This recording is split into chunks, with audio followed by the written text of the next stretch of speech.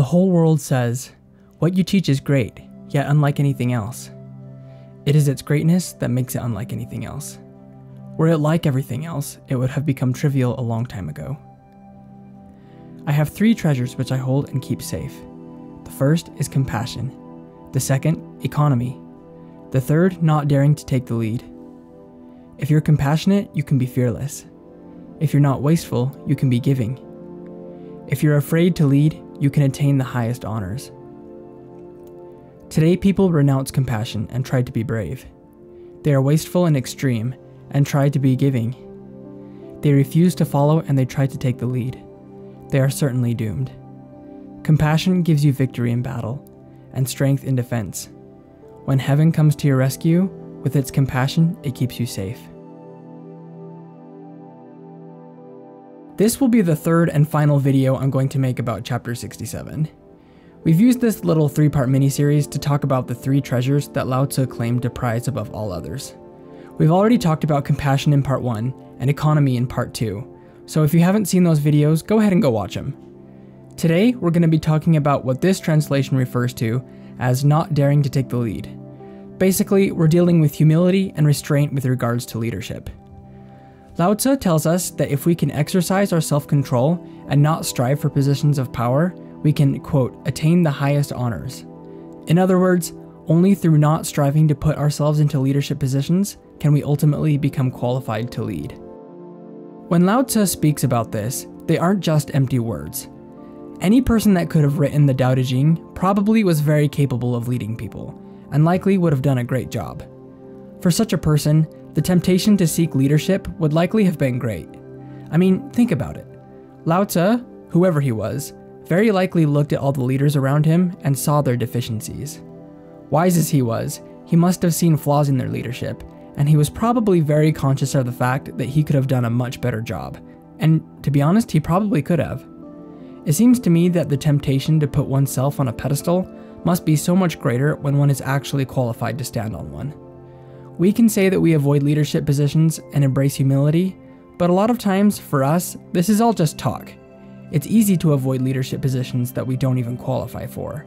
But for someone like Lao Tzu, this might have been extremely difficult. I don't know if this is a temptation for you guys, but have you ever been listening to someone talk about something you happen to be pretty well informed about, and they get all their facts wrong? Maybe this is just me, but that kind of thing drives me crazy. I have a really hard time not correcting people in these kinds of situations, especially if it's a person I feel comfortable correcting. Oftentimes, I do it automatically, even without thinking about it. But as Lao Tzu was well aware, correcting people all the time is not a sign of intelligence.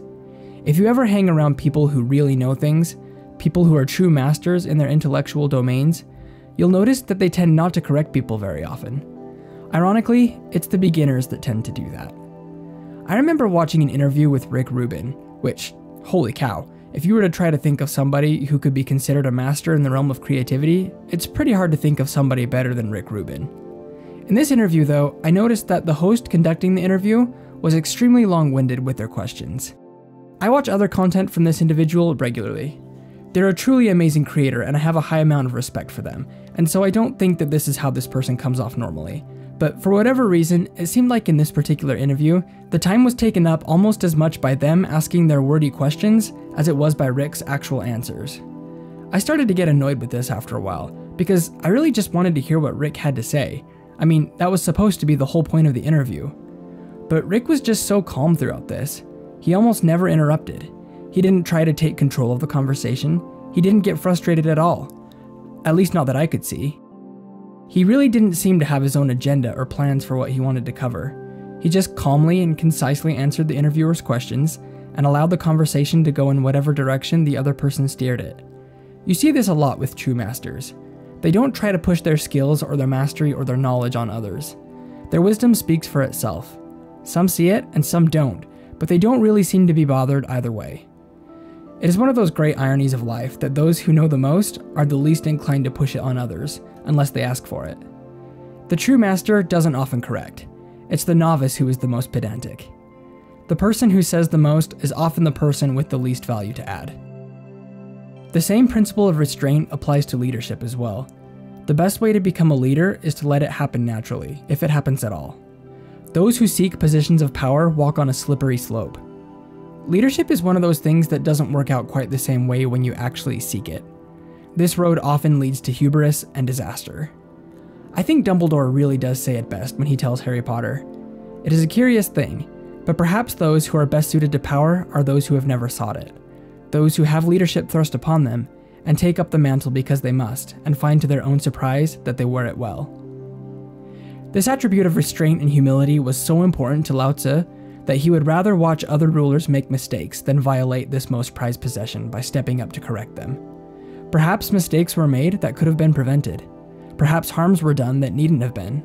However, the master understands that the point of life is not to stop every bad thing from happening, nor is this even possible. The master realizes that fate is a tricky business, and we put ourselves and others in jeopardy when we try and play God. There are times to interfere and act, but we must know when these are by using our restraint and our intuition. The Tao, our ultimate example, allows quote-unquote bad things to happen all the time. But the Tao possesses ultimate perspective, and the understanding that just because we think a bad thing is bad does not mean it is necessarily so. In nature, herds of deer will die out without predators to keep their populations in check. Some trees literally cannot reproduce unless there's a forest fire. Some ultimate goods can only be brought about by temporary bads. This is not a process that can be controlled, simulated, or positively affected by the efforts of people. This is a reality that has been at play eons before humans existed, and will continue to exist forever after humans leave the picture. To think that we can improve such a cosmic interplay is the height of foolishness, and it is all too characteristic of the narcissistic short-sightedness that plagues our species. If we can have the patience and the wisdom to let events take their course, not striving to lead or to be in charge of others, we will find that our closeness with Tao puts us in a position to act, often by leading others, without our even asking for it. Thanks for watching. You can find the link for my Discord in the description if you want to come join our discussions on these kinds of topics. And I will see you all tomorrow for Chapter 68. Peace and blessings.